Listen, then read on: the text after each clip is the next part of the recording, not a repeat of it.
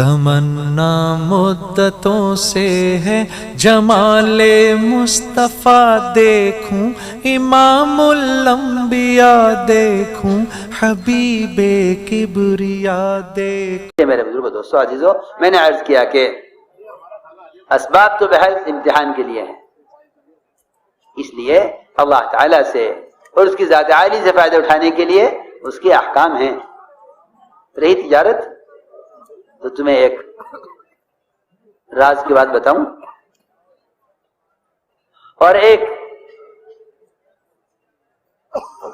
مالدار ہونے اور اللہ تعالیٰ کے غیر سے مستغنی ہونے کا راستہ بتاؤں۔ تجارت کو کمائی کا ذریعہ مت سمجھو، تجارت کو کمائی کا ذریعہ مت سمجھو، بلکہ تجارت کو مخلوق سے اپنی حاجت کے چھپانے کا ذریعہ سمجھو۔ سمجھو،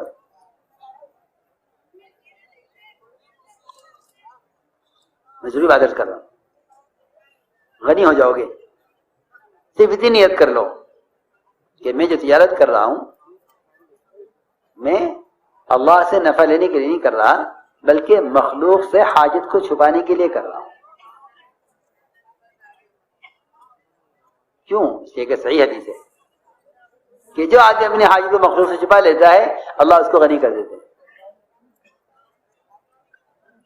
جی ہاں، اللہ غنی کر دیں گے، کیوں کہ مخلوق سے حاجت کو چھپانے کے لیے تجارت کر رہا ہے۔ ورنہ صحیح حدیث میں ہے، صحیح روایت میں ہے کہ جو شخص حلال کمائے بغیر سود کے، بغیر جھوٹ کے، بغیر غبن کے، بغیر دھوکے کے حلال کمائے، لیکن کمانے کا مقصد مالدار بننا اور مالداروں کی فہرست میں آنا اور مال کو بڑھانے کا ارادہ کرنا، فرمایا کہ یہ آدمی حلال اور پاکیزہ مال کما کر بھی قیامت میں اللہ سے اس حال میں ملے گا کہ اللہ اس سے سخت ناراض ہوں گے۔ صحیح حدیث ہے، صحیح روایت ہے۔ کیوں؟ وہ تو حلال کما رہا، پھر یہ وعید کیوں؟ پھر یہ وعید کیوں ہے؟ صرف اس لیے یہ وعید ہے کہ اس کو ابھی مال کمانے کے مقصد کی خبر نہیں ہے کہ تو مال اس لیے کما رہا۔ اسی حدیث کا اگلا ٹکڑا یہ ہے کہ جو شخص حلال کماتا ہے بغیر سود کے، بغیر جھوٹ کے، بغیر غبن کے، بغیر دھوکے کے، بغیر کسی کا حق مارے ہوئے، اپنے گھر والوں کی ضرورت کو پورا کرنے کے لیے، ضرورت اسے بھی خواہش نہیں ہے، ضرورت، تو وہ اللہ اس حال میں ملے گا کہ اس کا چہرہ 14ویں رات کے چاند کی طرح چمک رہا ہوگا۔ ظاہر بات ہے کہ اس بندے کا چہرہ چمکے گا اللہ کے سامنے جس سے اللہ راضی ہوں گے، ورنہ جن سے اللہ ناراض ہوں گے وجوہہم مسودہ، کہ ان کے چہرے تو سیاہ ہوں گے قیامت میں۔ عجیب حدیث ہے کہ حلال کما کر بھی اگر مالدار بننے کے لیے، مال کو بڑھانے کے لیے تجارت کر رہا ہے تو حلال کما کر بھی اس حال ملے گا اللہ سے کہ اللہ اس سے سخت ناراض ہوں گے کہ میں نے تجھے اسباب اس لیے نہیں دیے تھے کہ تو اس سے مالدار بننے کی کوشش کرے، میں نے اسباب اس لیے دیے تھے تاکہ تو اپنی حاجت کو مخلوق سے چھپائے، کیونکہ جو آدمی کچھ نہیں کرے گا لوگ کہیں گے بھائی کہ بچ کو کچھ نہیں کرتے۔ اس لیے آپ دیکھیں گے کہ فقراء جو سوال کرتے ہیں ان کے پاس اتنا مال بھی جمع ہو جائے جس سے وہ بہتر تجارت کر سکیں، لیکن وہ تجارت نہیں کر سکتے۔ کیوں؟ اس لیے کہ ان کے فقر نے ان کے اندر سے کمائی کی صلاحیت کو ختم کر دیا ہے۔ دیکھیں آپ، لے کے حرمین سے یہاں تک ہر جگہ آپ کو سائل ملیں گے۔ کیوں؟ یہ بات نہیں ہے کہ ان کے اندر کمانے کی استعداد نہیں ہے، بلکہ انہوں نے اپنی حاجت کو مخلوق پر ظاہر کر دیا، اس لیے اللہ نے ان کے اندر سے کمائی کی صلاحیت کو ختم کر دیا۔ ہاں، فقر ان کے لیے کھل گیا، جو کہ اپنی حاجت کو مخلوق پر ظاہر کر دیا۔ جو اپنی حاجت کو مخلوق پر ظاہر کر دیتا ہے اللہ تعالیٰ اس پر فقر کا دروازہ کھول دیتے ہیں، اور جب اپنے حاجت و مخلوق سے چھپا لیتا ہے اللہ اس پر غنا کا دروازہ کھول دیتے ہیں۔ تو میں نے عرض کیا کہ اسباب کی حیثیت کو سمجھنا چاہیے، اسباب کی حیثیت کو سمجھنا چاہیے۔ اسی میرے دوستو عزیزو، اللہ کی ذات عالی سے فائدہ اٹھانے کے لیے اس کے احکام ہیں، تم حکم عمل پیش کرو، تم اللہ کے سامنے عمل پیش کرو، اللہ کے سامنے عمل پیش کرو، کہ اللہ کے سامنے عمل پیش کرو، اے اللہ یہ میرا عمل ہے، یہ تیرا وعدہ ہے۔ لیکن آپ دیکھیں گے، میں یقین سے کہہ سکتا ہوں یہ بات، کہ 100% مسلمان اللہ کے سامنے اپنے اسباب پیش کرتے ہیں۔ اے اللہ یہ میری دکان ہے، تو نفع دینے والا ہے، یہ میرا زمیندار ہے، تو غلہ دینے والا ہے۔ دیکھو تو صحیح کتنے تنگ اسباب اور کتنی لامحدود قدرت، اس لامحدود قدرت کو کتنے محدود اور تنگ اور مقید اسباب کے ساتھ باندھ رہا ہے۔ کیا لے گئے اللہ سے، کیا لے گئے اللہ سے؟ جس کو بھی دیکھو گے اس کی دعاؤں میں گریہ اور زاری اپنے اسباب کو رکھ کر ہوگی۔ اگر 2 دکانوں سے ایک رہ گئی ہے تو اس کی دعا میں اور زیادہ اضطراب اور بے چینی ہوگی کہ اللہ 2 دکانیں تھی اب ایک رہ گئی ہے، بس اسی دکان سے کامیاب کر۔ ہاں نہیں میرے دوستو عزیزو، یہ کائنات کے نقشے اور یہ اسباب اگرچہ حلال کیوں نہ ہوں، یہ اللہ سے لینے کا ذریعہ نہیں ہے۔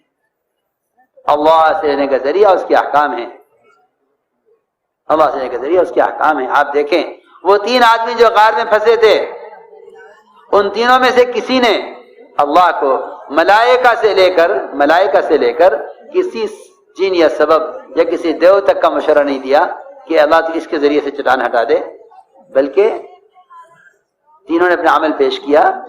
ایک نے معاملات میں احسان کا، ایک نے اخلاق میں احسان کا، ایک نے معاشرے میں احسان کا، جنہوں نے عمل پیش کیا۔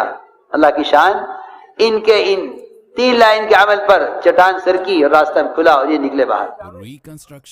مشہور روایت ہے dailymarkers.com۔ اس میں ذکر و دعا، تلاوت کا، عبادت کا، حج اور روزے کا، نماز کا کوئی عمل نہیں ہے، اس میں صرف 3 لائن کے عمل ہیں، معاملات، اخلاق اور معاشرہ۔ چٹان ہٹ گئی، اسی لیے فرمایا کہ تم دشمن سے حفاظت کے لیے بھی یہ نہ کہو کہ اللہ فلاں کے ذریعے مدد کر دے، او اللہم نکفنا بما شئت، اے اللہ جس طرح تو چاہے مدد کر، اور جس طرح تو چاہے ہمارے لیے دشمن کی طرف سے کافی ہو جا، جس طرح چاہے، جس طرح چاہے۔ ہم اللہ تعالیٰ کو کسی سبب کا مشورہ دیں، اللہ اکبر، اسے اپنے اسباب کا پابند بناتے ہیں اور پھر کہتے ہیں کہ اللہ کریں گے۔ کہ اللہ کا کرنا تو یہ ہے کہ اللہ تعالیٰ کرنے میں کسی شکل کے پابند نہیں ہے، اللہ کرنے میں کسی شکل کے پابند نہیں ہے۔ اس لیے دوستو عزیزو، بات ساری آ کر یہاں رہی کہ اللہ کی ذات عالی سے فائدہ اٹھانے کے لیے اس کے احکام اصل ہیں، کائنات اصل نہیں، کائنات اصل نہیں۔ اس لیے فرمایا کہ سب سے پہلے کمائی کے نقشوں میں حکم پورا کرو۔ کیوں؟ یہ جگہ یہ کمائی کے نقشے، یہ کمائی کے نقشے، ان پر تمہاری عبادات، تمہارا معاشرہ، تمہارے اخلاق، یہ 3 چیزیں، عبادات، اخلاق اور معاشرہ، ان تینوں کی درستگی تمہارے معاملات پر ہے۔ ان تینوں کے صحیح ہونے کا مدار معاملات پر ہے۔ اگر معاملات درست نہیں ہیں تو اخلاق، عبادات، معاشرہ تینوں بگڑیں گے، تینوں بگڑیں گے۔ کیوں؟ اس لیے کہ جیسا آدمی کمائے گا، جیسی اس کی غذا ہوگی ویسے اس کے خیالات ہوں گے اور ویسے اس کے کام ہوں گے۔ اس کے بدن سے نکلنے والے گناہوں کا تعلق اس کی غذا سے ہوگا، اس کے بدن سے نکلنے والے اعمال کا تعلق اس کی غذا سے ہوگا۔ جیسے اس کی غذا ہوگی ویسے اس کے افعال ہوں گے، ویسے اس کے کام ہوں گے۔ کیوں؟ اس لیے کہ اعمال انسان کے اعضاء سے بنتے ہیں۔ اگر اعضاء کے اندر خون حرام ہے تو اس کے بدن سے گناہوں کا ظاہر ہونا لازمی ہوگا. اس لیے فرمایا کہ سب سے پہلے کمائی کو حکم پر لاؤ. سب سے کمائی کو حکم پر لاؤ، اس لیے کہ حرام کا ایک لقمہ میں عرض کر چکا ہوں کہ سود کا 1 روپیہ صرف 36 مرتبہ زنا کرنے سے زیادہ گندا ہے. سود کا صرف 1 روپیہ. ابو بکر صدیق کا بیان ہے، خطبہ ہے، جس میں بیان سے پہلے یہ فرمایا. پہلا بیان ہے خلافت کے بعد جس میں یہ فرمایا کہ سود کا 1 روپیہ 36 مرتبہ زنا کرنے سے زیادہ گندا ہے. اور پھر آگے فرمایا کہ ایک مسلمان کی آبرو ریزی اور ایک مسلمان کو رسوا کرنے کی کوشش کرنا 36 مرتبہ زنا کرنے سے زیادہ برا ہے. میں سوچتا ہوں، میں نے کہا آج کل جو لوگوں میں ساتھیوں کی کمزوریوں کو بیان کرنے اور غیبتیں کرنے کا معمول چلا ہے، کاش انہیں کوئی بتلا دے کہ تم 36 مرتبہ زنا کرنے سے زیادہ گندا کام کر رہے ہو. اس لیے کہ میں یقین کے ساتھ کہہ سکتا ہوں کہ زنا کرنے والے کی کیا زنا کا گناہ اتنا بڑا نہیں ہے جتنا اس زنا کی خبر کرنے والے کا گناہ بڑا ہے. وہ تو زنا کر کے توبہ سے اپنا اللہ کا معاملہ درست کر لے گا، لیکن خبر کرنے والا اس کے پاس اللہ سے معافی لینے کا کوئی ذریعہ نہیں ہے سوائے اس کے کہ یہ غیبت کرنے والے سے جا کر معافی مانگ کر اپنی غیبت کو معاف کرائے. اس کے علاوہ کوئی راستہ معافی کا نہیں ہے. کوئی معمولی بات نہیں ہے کہ آدمی جو چاہے بول دے. اس لیے فرمایا کہ 1 روپیہ سود کا 36 مرتبہ زنا کرنے کے برابر، اور ایک مسلمان کو رسوا کرنا یا اس کے کسی عیب کو ظاہر کرنا لوگوں پر، یہ 36 مرتبہ زنا کرنے سے زیادہ گندا کام ہے. اس لیے میں عرض کر رہا ہوں کہ کمائی کو حکم پر لاؤ تاکہ خون صاف ہو. آپ جانتے ہیں جن کے گردے کام نہیں کرتے ان کے خون کی ڈائلیسس ہوتی ہے کہ ان کے خون کو مشین سے گزارا جاتا ہے. جب انسان کے بدن کو صحیح رکھنے کے لیے اس کے خون کا اتنا پاک ہونا ضروری ہے، تو پھر انسان کے بدن سے عبادت کے ظاہر ہونے کے لیے اس کے خون کا پاک ہونا اور اس خون کے پاک ہونے کے لیے آمدنی کا پاک ہونا کتنا لازم ضروری ہوگا. فرماتے تھے خیالات موتی ہیں. دیکھو عجیب بات فرماتے تھے کہ جیسا اس کا لقمہ ہوگا ویسے اس کے خیالات ہوں. جیسے لقمہ ہوگا ویسے خیالات. فرماتے تھے کہ لقمہ سمندر ہے، خیالات اس کے موتی ہیں. جتنا صاف پانی ہوگا اتنے صاف موتی ہوں گے، جتنا اچھی غذا ہوگی اتنے اچھے خیالات بھی ہوں گے. ورنہ آدمی اپنے دماغ سے گناہوں کو سوچتا ہے اور پھر اعضاء سے ان گناہوں کو کرتا ہے. یہ گناہ ایسے نہیں ہو رہے ہیں. لوگ کہتے ہیں ہم گناہ سے بچنا چاہتے ہیں لیکن بچا نہیں جا سکتا. کہ کیوں بچا جائے گا؟ تیری آنکھ حرام کو دیکھے گی کیونکہ تیری آنکھ کی باریک رگوں میں یہی حرام کا خون دوڑ رہا ہے. اس لیے فرمایا کہ سب سے پہلے کمائیوں کو حکم پر لاؤ. کمائی کو حکم پر لاؤ تاکہ معاملات سے معاشرہ، اخلاق، عبادات تینوں لائنیں درست ہو جائیں. ان سب کا مدار معاملات پر ہے.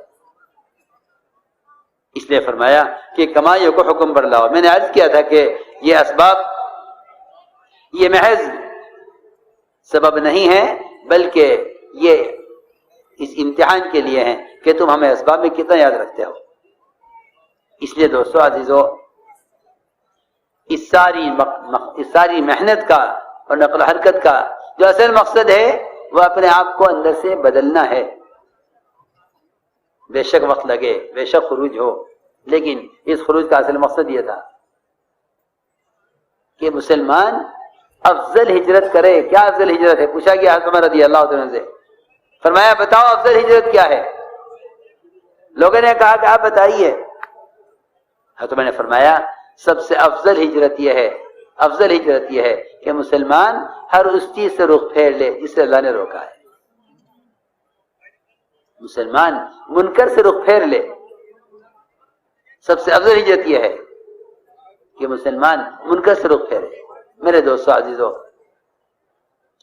سارا ماحول منکرات کا جب ختم ہوگا، جب محنت لوگوں کو منکر کے ماحول سے نکال کر معروفات کے ماحول میں لانے کی ہو، اور یہی اس دعوت تبلیغ کا اصل مقصد ہے کہ لوگوں کو حرکت میں لایا جائے، ان کو ان کے ماحول سے نکالا جائے۔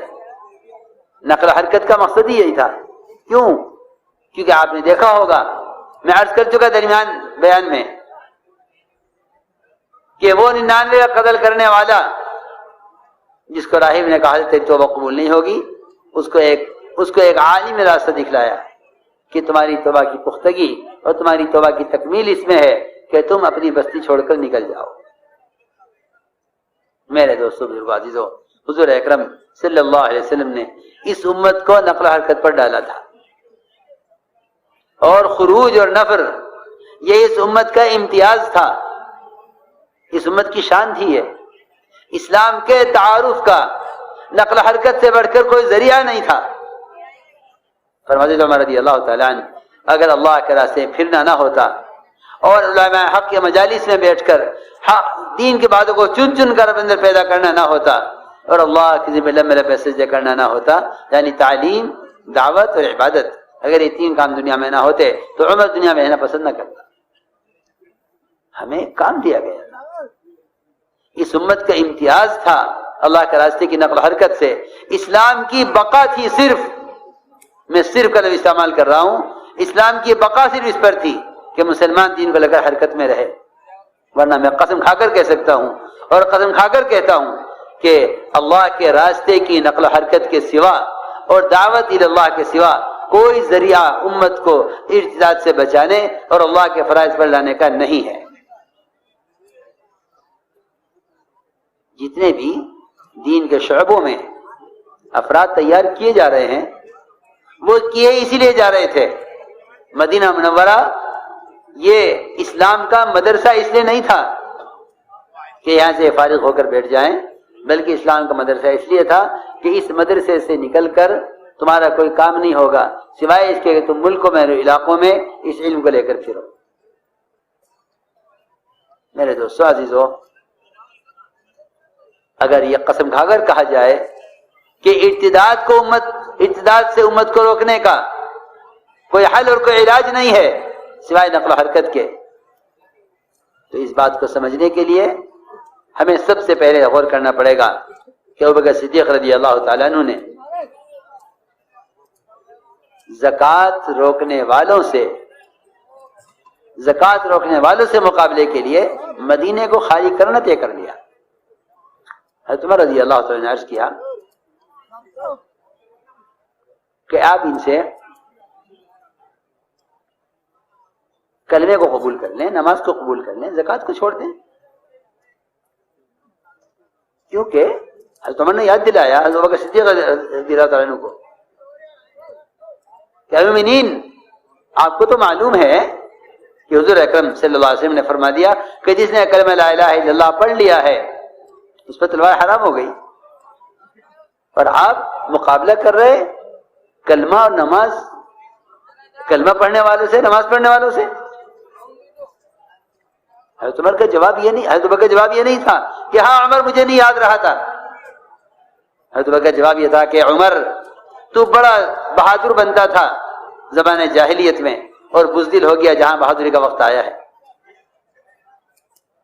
یہ عمر تو زکوٰۃ کی بات کر رہا ہے، اگر یہ انہوں نے رسی بھی روکی جو زکوٰۃ میں دی جاتی تھی تو میں رسی کے لیے بھی مدینے کو خالی کروں گا۔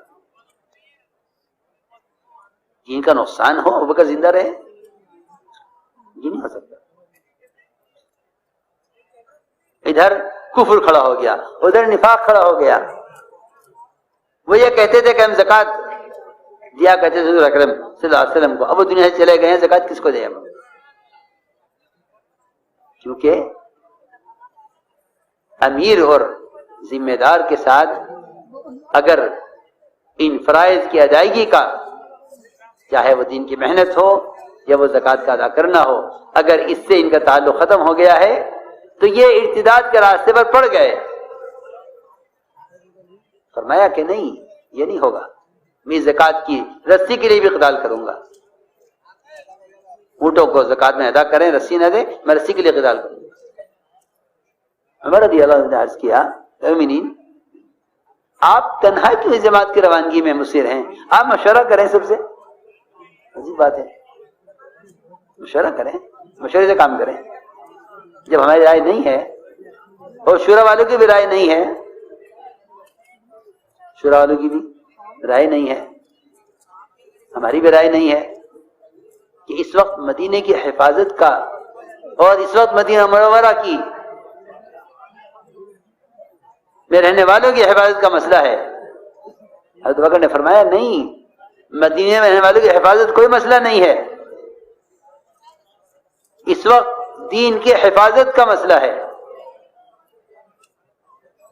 میں زکوٰۃ ادا کرنے والوں کے لیے مدینے کو خالی کروں گا۔ اگر مدینہ منورہ خالی ہو جائے مردوں سے، یہاں کی عورتوں کو آ کر کفار قتل کر دیں، ان کی لاشوں کو کوئی دفن کرنے والا نہ ہو، ان کی لاشیں کتے گلیوں میں کھینچے پھریں اور کوئی دفن کرنے والا مرد نہ ہو مدینے میں اس نقصان کو برداشت کر لوں گا، لیکن زکوٰۃ میں کے ادا کرنے میں، زکوٰۃ کے ادا کرنے سے انکار کریں، یہ نقصان برداشت نہیں کروں گا۔ میں حضرت عمر کی بات عرض کر رہا تھا کہ حضرت عمر نے عرض کیا حضرت ابو بکر رضی اللہ عنہ سے کہ آپ مشورہ کریں۔ حضرت ابو بکر نے فرمایا کہ عمر منصوصات میں مشورہ نہیں ہے، جس میں اللہ کے رسول کا حکم ہے نکلنے کا، اسے مشورہ نہیں ہے۔ ہم کتنے مشورے کرتے ہیں کہ بھئی نکلنا، مشورہ کر لوں، مشورہ کر لوں، ادھر امت مرتد ہو رہی ہوگی تو کہ مشورہ کر لوں نکلنے کا۔ حضرت بکر نے فرمایا کہ عمر اللہ کے امر میں مشورہ نہیں ہے، نکلنا اللہ کا امر ہے، پکی بات ہے۔ انفروا خفافا وثقالا، نکلو اللہ کے راستے میں، تم جس حال میں بھی ہو نکلو۔ اس لیے صحابہ کرام نے نقل و حرکت میں کسی عذر کو چھوڑا نہیں جس عذر کے ساتھ نہ نکلے ہوں، اس لیے کہ اعذار کے ساتھ نکلنا یہی اصل مجاہدہ ہے۔ اگر کوئی عذر نہیں ہے، فرماتے تھے کوئی عذر نہیں ہے، کوئی عذر ہی نہیں ہے تو نکلنا کیا مجاہدہ ہے؟ اور کسی عذر کے نہ ہوتے ہوئے نہ نکلنا، یہ تو سب سے بڑا جرم ہے۔ کوئی عذر نہیں ہے اور نہیں نکلے، یہ تو سب سے بڑا جرم ہے۔ مولانا صاحب فرماتے تھے، سنو حضرت کا ملفوظ، اللہ کے راستے میں نکلنے میں تاخیر کرنا موجب عذاب ہے۔ اللہ کے راستے میں نکلنے میں تاخیر کرنا موجب عذاب ہے۔ اللہ کا عذاب آ جائے گا اگر تم نہ نکلے۔ کیوں؟ اس لیے کہ امر معروف و نہی منکر، جو اس نقل و حرکت سے جو امر معروف و نہی منکر کے فریضے کی ادائیگی ادا کرنے کا جو اصل طریقہ ہے دعوت، اگر اس فریضے کا ادا نہیں کرو گے تو کیا آپ حدیث نہیں پڑھتے بار بار کہ اگر اس امت نے بھلائی کا حکم کرنا چھوڑ دیا، برائی سے روکنا چھوڑ دیا تو اللہ تعالیٰ ان پر عذاب لائیں گے، اور اس عذاب کو اگر مقبول، وہ لوگ جن کی دعائیں مقبول ہیں وہ بھی اگر چاہیں گے عذاب ہٹ جائے تو ہٹنے والا نہیں ہے۔ آپ پڑھتے نہیں روایتیں؟ اس نے فرمایا تھا کہ ان کی دعائیں قبول نہیں کی جائیں گی، یہ وحی کی برکات سے محروم کیے جائیں گے، اور اگر انہوں نے اس کشتی میں سوراخ کرنے والوں کو نہ روکا تو اس کشتی کے وہ عابد اور زاہد جو کبھی اللہ کی یاد سے غافل نہیں ہوئے، ان کے باوجود، ان کے ہوتے ہوئے اس کشتی کو، یہ کشتی ڈوبے گی اور یہ اس غرق ہونے سے بچ نہیں سکیں گے۔ کیوں؟ اس لیے کہ انہوں نے منکر کرنے والوں کو خود جا کر نہیں پکڑا اور ان کے ہاتھ نہیں پکڑے۔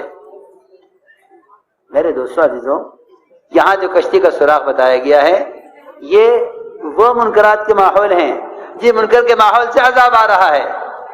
اس عذاب کو روکنے کا ایک ہی راستہ تھا کہ تم نقل و حرکت کے ذریعے امت کو معروفات کی طرف لے آؤ تاکہ یہ عذاب اللہ کی طرف سے عذاب ہٹا دیا جائے۔